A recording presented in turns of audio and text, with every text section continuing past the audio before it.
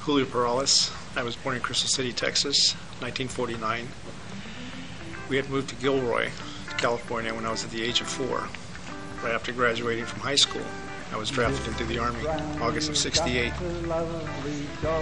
This is my memory of an experience during my tour in Vietnam. I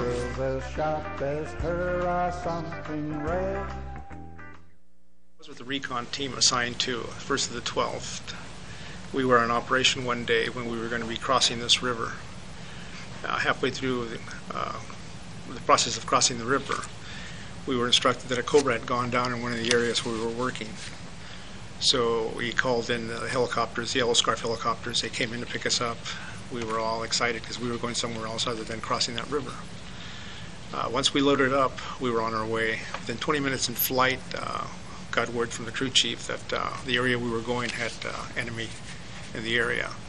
So that didn't sound too well, knowing that we had been hit in contact quite a bit on and off. So once we arrived, we had to unload the helicopter, and we couldn't land because of the rice paddies.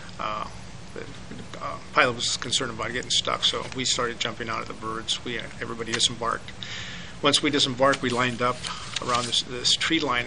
There was this oasis. Around the oasis were rice paddies with a Cobra that had gone down we had been assigned to secure. So everybody got online. We started going in about halfway through, about 10 minutes after we got there. We started going through, halfway through we started getting fire. The person next to me, a good friend of mine, Joe, got hit. He was the first one that got hit.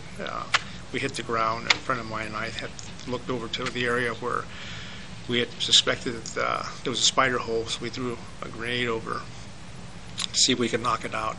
I ran back after that to see how my friend Joe was doing. He was killed instantly from the round, hit his heart. It wasn't 10 minutes after that, 15 minutes, another friend of mine, Paul, had been killed also in a crossfire.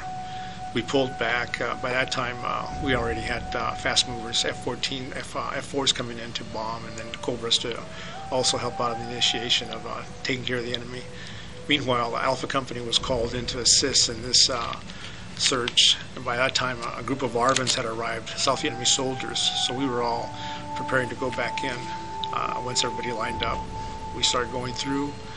Halfway through again, they opened up on us, and everybody started firing, and finally it got to a point where we had to pull back again, and by this time they were working out the area, the fast movers and Cobras. So we pulled back. By that time, we had medevacs come in to take our dead out. We had 2 of them in a matter of 15 minutes that we were there, 20 minutes. And so once we, a friend of mine and I picked up Joe and took him back, and he was so heavy we were having a hard time with him. So another friend of mine, Vince, picked him up, took him back to the pickup point for the medevac. We couldn't get him through this corral fence that was by the rice paddies. The door gunner, the crew chief on the medevac, just said, "Throw him over the fence. We don't have time to wait." So it was one of the hardest things I had to do because a good friend of mine. So we threw him over the fence. We picked him up on the other side, loaded him up before after they took off. All we could see was just his boots sticking out of the helicopter, where his boots, where he was laid down. Shortly after that, another medevac came in to pick up Paul. We loaded him up, and then he was going. The thing that was peculiar about that was Hank, a friend of mine, had lent him the watch the night before for guard, and all you could see was Paul's arm sticking out with the watch on it. So after that, they were gone. Then we went through. We didn't have anything happen.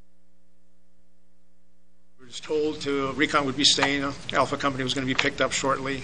The ARVNs had already left prior to the Alpha Company being picked up. The helicopters started coming in. They were hovering. About 5 of them were hovering. 2 more due to come in. Out of nowhere, we started taking incoming, and everybody started skirmishing. All the helicopters started taking off, and then they took off. We stayed there that night. The rain started coming in, and we had to spend the night.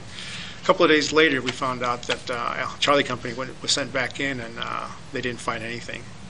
And we completed our mission.